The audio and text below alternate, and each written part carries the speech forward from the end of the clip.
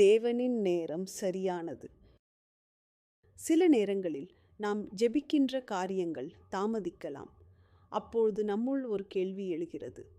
தேவன் என்னை மறந்துவிட்டாரா? ஆனால் வேதாகமம் சொல்கிறது, கர்த்தர் சகலத்தையும் அதினதின் காலத்திலே நேர்த்தியாகச் செய்திருக்கிறார். பிரசங்கி 3:11. தேவன் ஒருபோதும் தாமதிக்க மாட்டார். அவர் சரியான நேரத்தையும் சரியான மனிதர்களையும் சரியான இடத்தையும் தயார் செய்கிறார். அந்த நேரம் வந்ததும் முடியாதது போல் இருந்தது கூட சாத்தியமாக மாறும். ஆகையால் மனம் உடையாதீர்கள், ஜெபியுங்கள், நம்பிக்கையோடு காத்திருங்கள்.